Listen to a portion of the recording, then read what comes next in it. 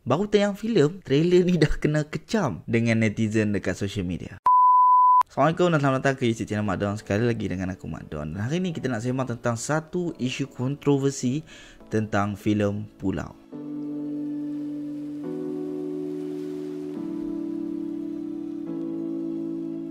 Terima kasih kepada subscriber lama. Selamat datang kepada subscriber baru. Kalau hangpa suka dengan konten yang dihasilkan, boleh tekan button subscribe dan juga button notification so that hangpa tak terlepas dengan konten yang dihasilkan. Baru-baru ni GSC ada upload satu trailer filem baru bertajuk Pulau yang bakal ditayangkan 9 Mac ni. Lepas trailer itu ditayangkan, sambutan penonton agak panas dengan babak panas dalam trailer tersebut. Benda ni sampai dapat perhatian Menteri Komunikasi dan Digital lah, sebab orang duk tag dia, Fahmi Fadzil, yang berpandangan bahawa trailer filem ni tak sesuai ditayangkan. Sebelum kita masuk dengan lebih dalam pasal isu ni, first aku nak tanya, hampa tahu tak siapa yang tapih filem dekat Malaysia ni? Benda ni sebab kata-kata orang duk komen, duk tag Fahmi Fadzil. Sebab Fahmi Fadzil adalah Menteri Komunikasi dan Digital yang sebelumnya adalah Kementerian Komunikasi dan Multimedia, dan yang bernaung di bawahnya adalah Finas. Jadi orang ramai tag Finas dan juga Fahmi Fadzil. Sebab tu aku tanya sekali lagi, hampa tahu tak siapa yang tapih filem Malaysia? Sini aku nak kongsikan bahawa ada dua entiti penting yang kita kena tahu dalam industri perfilman Malaysia. Yang pertama tadi adalah Perbadanan Kemajuan Filem Nasional Malaysia, Finas. Yang kedua, kita ada Lembaga Penapisan Filem, LPF. So kedua-dua entiti ni dia berbeza, dia ada gerak kerja berbeza, dia ada fungsi yang berbeza, dia bernaung bawah kementerian yang berbeza. Jadi yang menapis filem bukan Finas. Finas dia bernaung bawah Kementerian Komunikasi dan Digital, yang sebelum ni adalah Kementerian Komunikasi dan Multimedia. Jadi kalau hampa pergi dekat website Finas, hampa boleh nampak logo Finas bersebelahan dengan Komunikasi Digital. Manakala untuk LPF, dia bernaung bawah Kementerian Dalam Negeri, KDN. Jadi hampa tak akan jumpa tentang penapisan filem dalam website Finas. Hampa akan jumpa dalam website Lembaga Penapisan Filem, which lama dah tak update. Okay? LPF ni begitu lembab sampai orang tak perasan kewujudan dia, sebab dia tak main benda-benda social media ni. Aku rasa sampai hari ni aku tak jumpa lagi social media yang rasmi daripada LPF. So first aku nak terang pasal peranan Finas. Aku tak mau masuk dalam sangat, aku tak mau tentang dia punya history, tentang dia punya board, tak mau semua benda tu. Aku just nak bagi tahu peranan dia saja, dan kemudian aku akan bagi tahu peranan Lembaga Penapisan Filem. Kemudian kita akan move to the current issues, itu isu penting. Kalau hampa pergi dekat website Finas, hampa boleh baca benda ni. Merujuk kepada Akta Perbadanan Kemajuan Filem Nasional Malaysia, Akta 244 Seksyen 6/1, ada 8 tugas Finas. So kalau hampa baca ke 8 tu, tak ada satu pun yang cakap kata mereka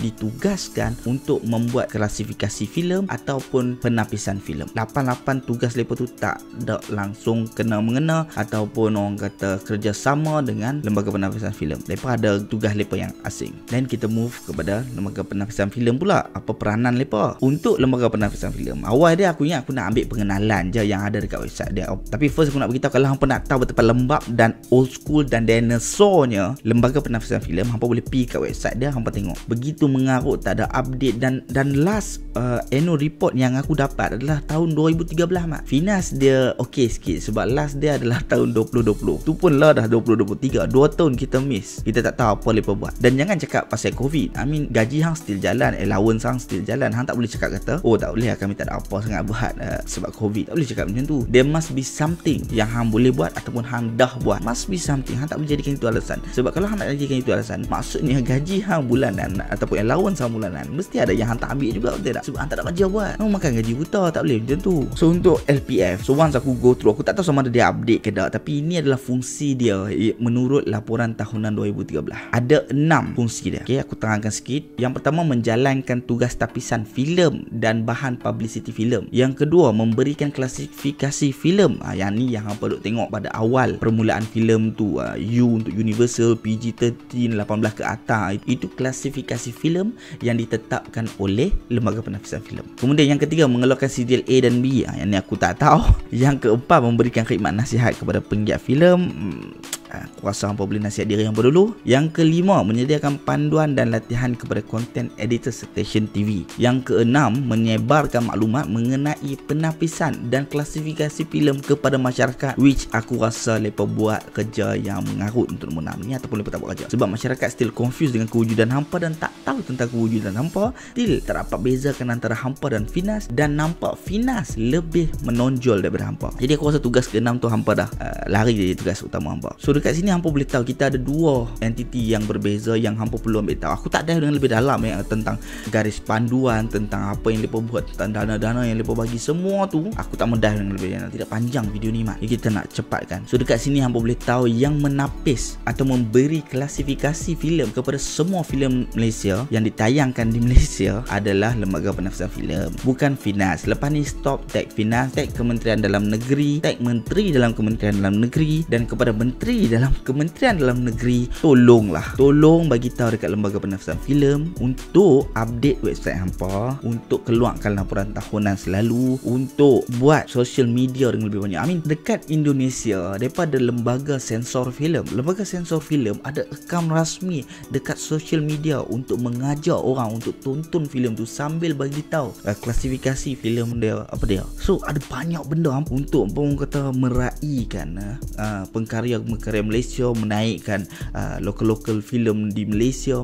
Tapi benda macam ni yang boleh membantu ke arah tu hampa tak buat. Kalau hampa cipta akaun social media account, hampa boleh buat keluarkan cara rasmi melaluinya. Hampa boleh mempromosikan filem-filem Malaysia, filem-filem yang ditayangkan di Malaysia. Hampa boleh bagi tahu hampa punya side of the story, boleh educate rakyat tentang hampa punya proses, tentang garis panduan hampa, apa yang hampa buat. Semua tu boleh buat melalui social media. Dan ni zaman dah ni dah. I mean Finas pun buat benda yang sama, walaupun Finas still ada banyak benda yang dia tak buat. Tapi yang penting at least Finas keep updating. Okay, Lembaga Penafisan Filem ghost, hilang, orang tak tahu pun hampa wujud ke tak. Jadi sekali lagi kepada Menteri dalam Kementerian Dalam Negeri, tolonglah bagi tahu dekat Lembaga Penafisan Filem untuk berubah, reform hampa. Kementerian Perpaduan yang reform kan. Jadi nak yang reform itu, reform ini, reform benda penting ni juga untuk kepentingan industri perfilman Malaysia kita. So now kita balik kepada isu kontroversi filem Pulau. Okay, filem ni dikatakan filem soft porn dan mempromosikan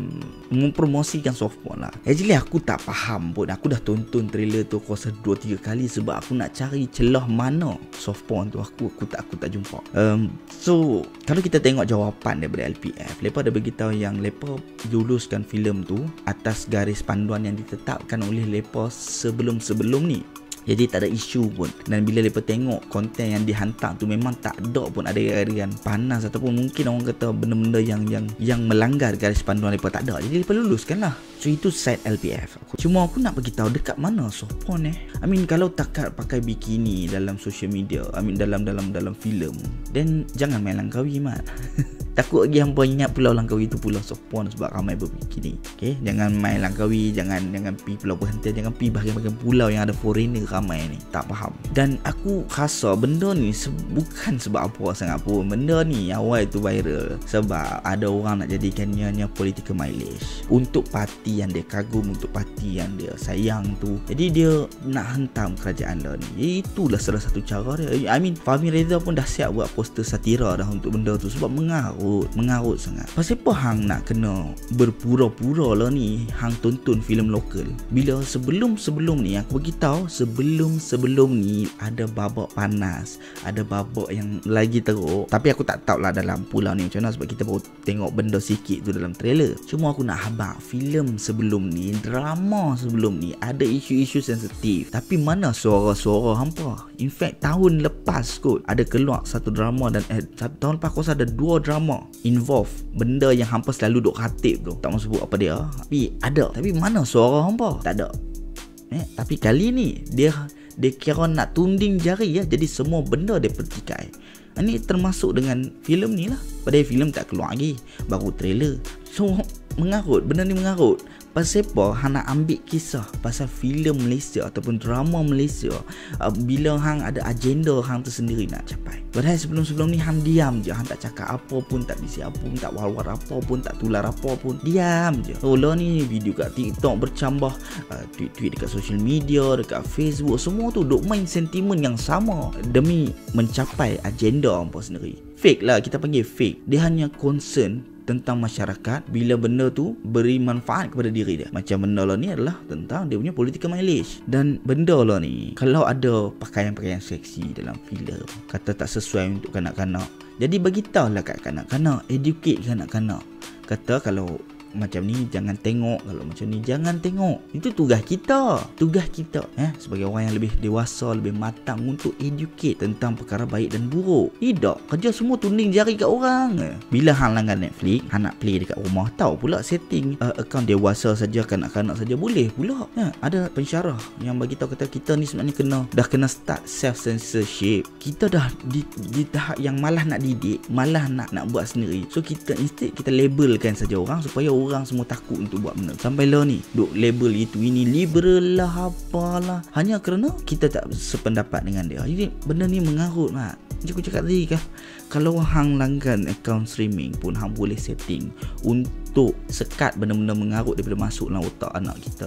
Jadi benda yang sama hang boleh buat untuk filem ni. Jangan bagi lepas pergi tonton. Benda yang sama. Adegan dalam tu pun orang bukan Muslim pun. Dan aku ada baca kata benda tu tak terjadi kat Malaysia kalau orang tu Muslim. Ya ke? Lebih tu yang Majlis Agama duk buat raid dekat motel-motel tu.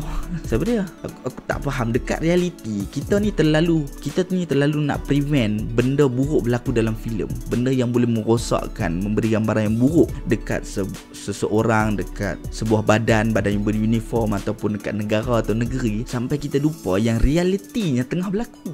Kita sibuk nak tahan ni yang dalam filem, tapi realiti kita biar macam tu.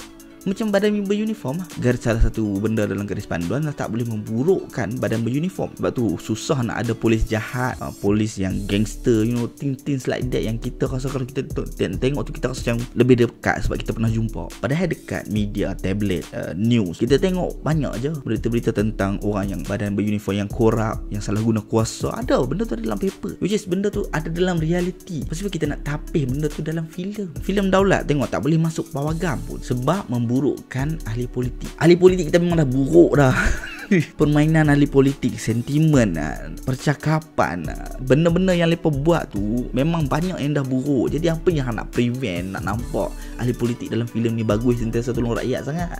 Sebab tu aku cakap kita ni sembang je sebenarnya, sembang je nak prevent itu, nak prevent ini dalam filem. Kat luar kita biar je jadi. Oh, jangan bagi benda macam ni tengok kat budak-budak teruk. Tapi isu cikgu melawak lucah dengan budak bawah umur tu, aku tengok ramai je parent kata oh, tak apalah cikgu tu melawak. Cikgu tu melawak je tak ada apa lah. Macam mana anak hang besar dengan benda yang elok bila minda dia dah dikotorkan seawal usia macam tu dengan lawak-lawak lucah. Bila hang sendiri cakap kata benda tu adalah norm, benda tu adalah normal yang terjadi seharian. Betul aku cakap ini benda ni ridiculous, sangat-sangat ridiculous. Kita ni terlalu nak tutup, nak kawal orang sampai kita ni tak lupa atau tak mau kawal diri kita sendiri. Lawak lucah tu orang kata budak tu yang punya pemakaian. Budak tu pakai apa? Budak tu tak pakai pun pakaian yang mendedahkan apa-apa benda, tapi hampa still buat lawak lucah kat dia, buat remarks lucah kat dia. Jadi salah siapa? Salah diri sendiri lah, tak kontrol. Ini sikit-sikit duk salah orang. Bila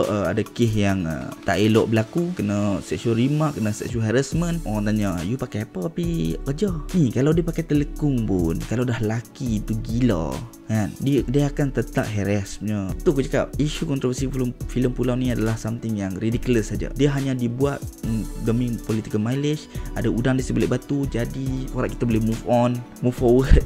Benda-benda yang berteraskan political mileage ni, ada orang kata ada udang di sebelah batu ni, tak payah ambil perhatian sangatlah. Kalau betul-betul dia nak perjuangkan, tanya dia berapa banyak drama TV Malaysia yang dia boleh list ada benda macam tu. Filem yang sebelum ni dia tonton, berapa banyak ada benda macam tu. Mana screenshot teks dia atau video dia yang dia buat untuk prevent benda macam tu? Tak ada pun, mengarut je semua tu. Okay, so sekian saja daripada aku. Terima kasih sebab tonton. Kita jumpa lagi next video.